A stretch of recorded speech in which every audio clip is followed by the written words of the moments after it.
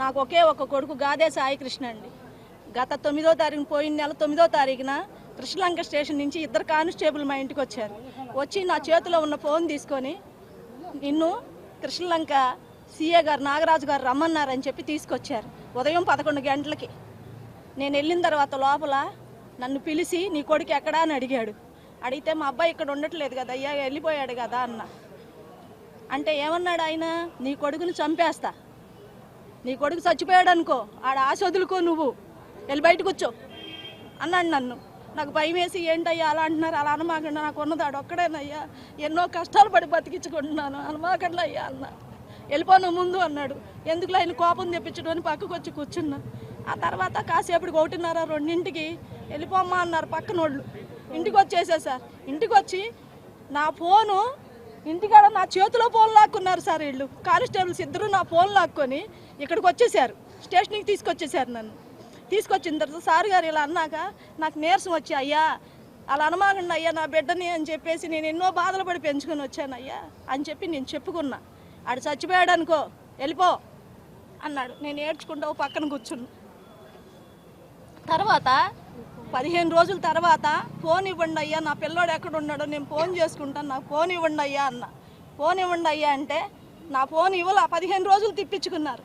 తిప్పించుకున్న తర్వాత ఇటయ్యా నేను వెళ్ళి ఇవ్వండి అయ్యా ఫోన్ అంటే అవన్నీ అందులో అన్ని నా కొడుకు ఫోటోలు తీసేసి అన్నీ తీసేసి ఒట్టి ఫోన్ ఇచ్చి పంపించారు. ఏంటి నువ్వు నీ కొడుకు చచ్చిపోయాడని చెప్పానుగా, ఎందుకు వస్తున్నావు నువ్వు అన్నాడు. అయ్యా నాకు భయం వేసి నేను ఉన్న చోట్ల అన్నీ ఎత్తుక్కున్నా, నాకు ఎక్కడ దొరకలా, నాకు ఎక్కడ కనపడ. ఆఖరికి నిన్న గవర్నమెంట్ హాస్పిటల్ కూడా వెళ్ళి మాసిలో కూడా చూసుకున్నాను. నాకు దయచేసి నేను ఏం చేయండి, నాకు చెప్పి చేశాడు చంపేస్తున్నానని చెప్పి. నా బిడ్డ నాకు లేడయ్యా, నా బిడ్డ నాకు తెచ్చిపెట్టండి అయ్యా, అందరికీ దాంట్లో నాకు ఓపిక కూడా లేదు, నేను తిండి తిరుగుడు తిరిగాను అయ్యా, నాకు ఎక్కడున్నాడు ఇదయ్యా నా బిడ్డ, నా బిడ్డని చెప్పేశాడు అయ్యా. పేదవాళ్ళు అంటే ఇంత తేలిగయ్యా నా కొడుకు మాచనలోకి వెళ్ళి ఎదుక్కునేటట్టు చేసాడు నన్ను. నా బిడ్డ నాకు కనపట్టం లేదయ్యా, ఎన్ని చాట్లు ఎదుక్కున్నా నా బిడ్డ నాకు కనపట్ల, నాకు ఆరోగ్యం కూడా బాగోట్లా. నెల రోజుల నుంచి నేను తిరుగుతున్నా, ఇవాళకి 24 రోజులు 25 రోజులు ఎక్కడున్నా సరే నాకు ఫోన్ చేస్తాడు. అక్కడికే అడిగా, అయ్యా ఒక్కసారి ఫోన్ చేపించండి, మాట్లాడించండి, మీరు ఎన్ని రోజులైనా పెట్టుకోండి అన్నాను. అయ్యా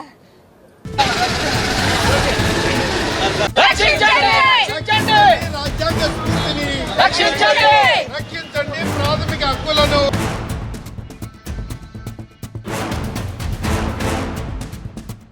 ఎక్కడున్నా సరే నాకు ఫోన్ చేస్తాడు. అక్కడికే అడిగా, అయ్యా ఒక్కసారి ఫోన్ చేపించండి, మాట్లాడించండి, మీరు ఎన్ని రోజులైనా పెట్టుకోండి అన్నాను. అయ్యా